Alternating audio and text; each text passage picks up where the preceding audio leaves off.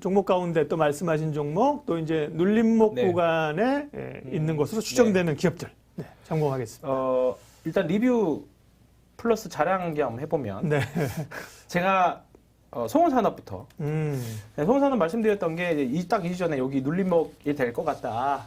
어게인 2016 이슈도 있었고 북미 쪽 그러네. 한파 이슈 네. 이제 송원산업은 플라스틱 첨가제에 대한 이슈였죠. 플라스틱 첨가제였는데 자동차 경량화 소재로도 들어가면서 플러스 업사이드를 줄 수 있는 밸류에이션 업사이드를 줄 수 있는 부분들도 좀 있고 작년 말에 판가 인상도 있었고 그리고 올해 그렇게 되면 당연히 올라갈 거고 업계 1위인 바스프도 올리겠다라고 했기 때문에 이런 부분들이 소비자 이제 전가를 하는 거기 때문에 구매자들한테 그렇게 되면 매출액이나 실적도 좋아지고 영업이익률이 올해 다시 10% 넘을 수 있겠다. 그러면 지금 시가총액이 4,800억 이제 올라서 4,800억인데 매출액 항상 8,000억씩 찍던 회사가 영업을 10% 나오면 800억이잖아요. 그럼 퍼가 5밖에 안 되는데 뭐 이거는 뭐 그냥 거저 죽는 거였는데 더구나 제가 좋아하는 대량 거래에다가 눌림목자리다. 그러면 이거 무조건 한번 사봐야 되는 거 아니냐. 그렇게 해서 말씀드렸던 게 17,000 중반대 가격이었어요. 17,200원 제 기억은 손님들 200원대였고요.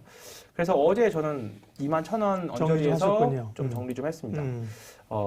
앞으로 추가적으로 더 기회 있을 것 같고요. 다만 어제 주가가 올라갈 때 보면 거래액 많이 별로 터지지 않았죠. 네, 별로 터지지 않았습니다. 그렇기 때문에 다시 한번 가격 조정이 나오면 저는 이게 단순하게 싼고점이었기 때문에 매매를 했던 거고 다시 뭐 추가로 더 갈 수도 있어요. 그러면 또 그때가 다시 또 따라잡는 거고 혹시나 운이 좋아서 눌러졌을 경우에 다시 매매할 수도 있기 때문에 그런 관점을 보시면 될 것 같고요. 제가 제일 처음 나와서 말씀드렸던 중에 하나가 롯데정밀화학입니다. 예, 얘도 대량 거래 이후에 계속 헤매다가 이제 이번 주에 좀 화학 섹터들 올라오면서 좀 이제 계좌에도 좀 빨간색 불이 좀 들어오기 시작했거든요. 저는 지금도 늦지 않았다 생각해요. 거래가 조금씩 거래 늘어나고 있고요. 네. 거래 늘어나고 있고요.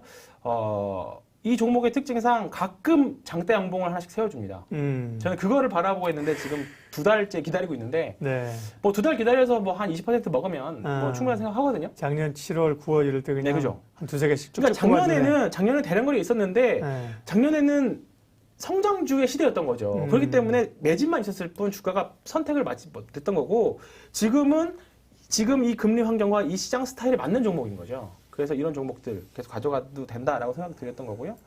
뭐 앞서서 삼성중공업, 대우조선해양 이 기회를 좀 말씀드렸던 거고 추가적으로 지금도 늦지 않았던 건설 섹터 같이 말씀드린 삼성 엔지니어링도 마찬가지입니다. 예. 결국은 유가가 이제 올라오고 상향 안정되면 발주도 좀 나오기 시작할 거고요. 아직 대량 거래에 이은 지금 계속 수렴 구간입니다. 발산 아직 안 나왔다 생각해서 보시면 될 것 같고요.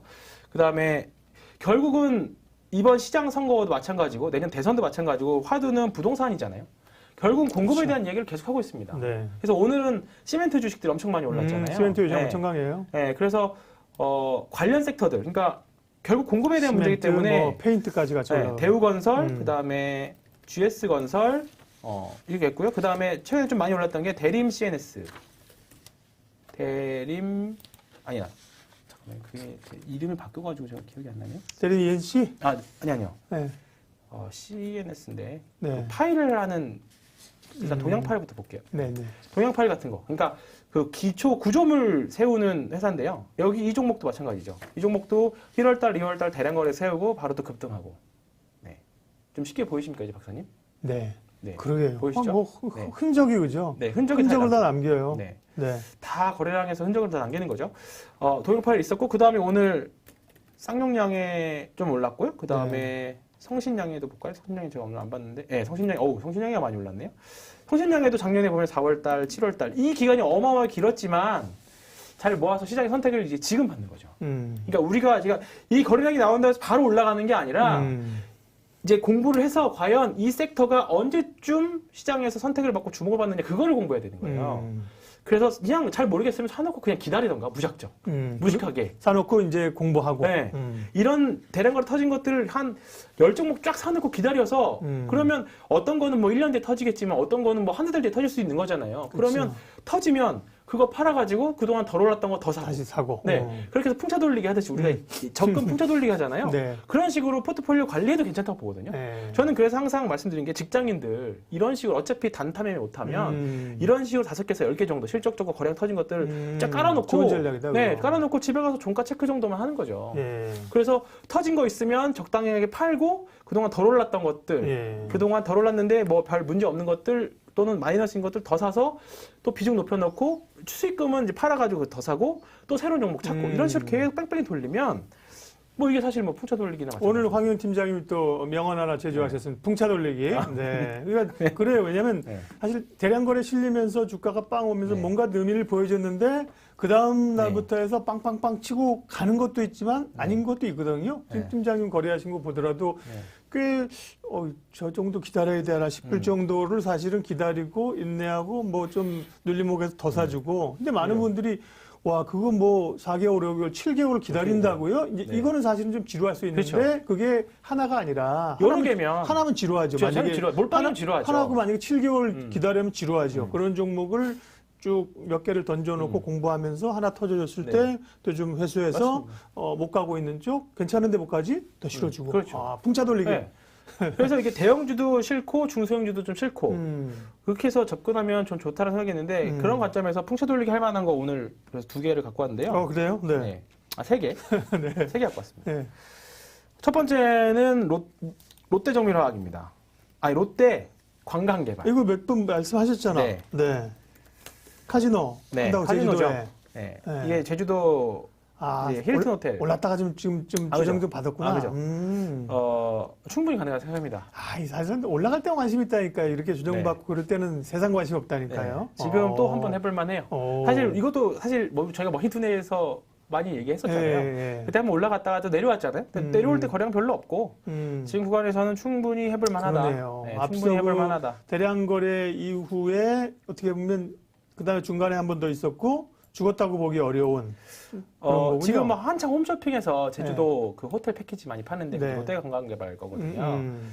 저도 주가 부양을 하기 위해서 사셨어요? 네, 샀는데 일단은 지금 그리고 이제 카지노 제주도에서 카지노를 하는 건데 당연히 네. 돈 되겠습니까 지금? 당연히 안 되죠. 근데 이미 주가는 지금 제주항공이나 CJCGV나 뭐 관광주 여행주들 보면 지금 그리고 미국의 MGM 리조트라던가 드래프트 킹스 같은 스포츠 베팅 관련 주식들 보면 이미 많이 올랐거든요.